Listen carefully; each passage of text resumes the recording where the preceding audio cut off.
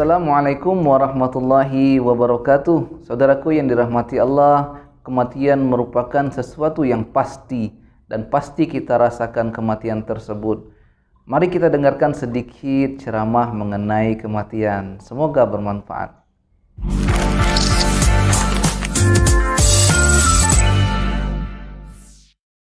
Alhamdulillahirabbil alamin wassalatu wassalamu ala asrafil anbiya'i wal mursalin wa ala alihi wa sahbihi ajma'in. Allahumma shalli ala sayyidina Muhammad wa ala alihi wa sahbihi ajma'in. Allahumma shalli wa sallim ala sayyidina Muhammadin salatan taftahu biha lana futuhal arifin wa tufaqqihuna biha fid din wa ala alihi wa sahbihi. Saudaraku yang dirahmati Allah, kematian merupakan sesuatu yang pasti kita rasakan. Nah, dan juga sebaik-baik nasihat adalah kematian. Kematian merupakan pintu awal kita kehidupan yang sebenar-benarnya. Yang perlu kita pikirkan dan kita lakukan adalah apa persiapan kita untuk mati. Di dalam Al-Quran banyak sekali Al-Quran tentang kematian ini. Kullun nafsin za'iqatul maut. Kemudian alladzi khalaqal mauta wal hayata liyabluwakum ayyukum ahsanu amala. Banyak ayat-ayat Al-Qur'an yang mengingatkan kita tentang kematian. Nah, saudaraku yang dirahmati Allah, bekal kita ketika kita ingin melakukan sebuah perjalanan jauh, kita perlu persiapkan dengan baik. Jangan sampai kita kehabisan bekal. Misalnya makanan kita, kemudian baju kita, kemudian uang saku kita harus cukup. Kalau tidak nanti bermasalah. Begitu juga dengan akhirat kita.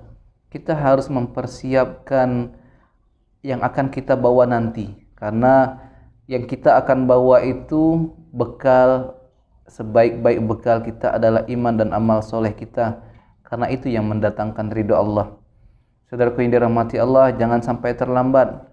Karena kematian ini cepat, lambat, tidak tahu kapan dan di mana dan kondisi seperti apa kita meninggal dunia itu. Ada yang sedang tidur, tidak bangun-bangun lagi, tiba-tiba sudah meninggal. Mungkin ada dari sahabat-sahabat kita yang dulu dekat dengan kita sudah meninggal dunia juga.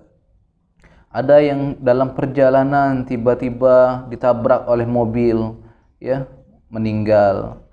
Ada yang sakit jantung tiba-tiba meninggal. Banyak cara. Ada yang sakit tidak meninggal-ninggal juga. Masalah kematian ini masalah yang gaib. Yang perlu kita pikirkan adalah jangan pikir mati kita seperti apa. Kita perlu berusaha meminta mati dalam keadaan husnul khotimah. Maka di dalam doa yang dianjurkan oleh Nabi, Allahumma tahlim alaina ya Allah bi husnul khotimah wala tahtim alaina ya Allah bisu'il khotimah. Kita minta mati kita itu mati dalam keadaan husnul khotimah, dalam keadaan baik.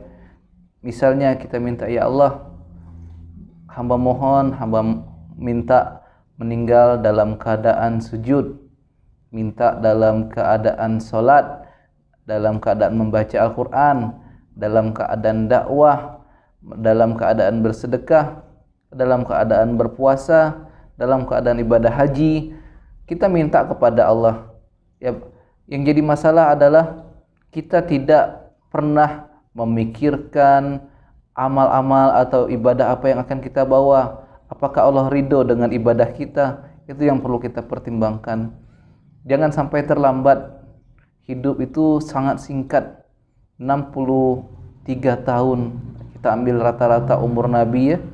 Umur umat Nabi itu antara 60 sampai 70. Kalau dibagi kurang lebih sekitar 65 tahun. Kalau sudah lebih dari itu sudah mulai penurunan kualitas fisik kita, penyakit-penyakit banyak datang dan sebagainya. Makanya saudaraku yang dirahmati Allah, kalau kita sudah tahu kita akan mati, ya, cuma tidak tahu waktunya kapan, pasti mati itu datang, maka lakukanlah yang terbaik dalam hidup itu.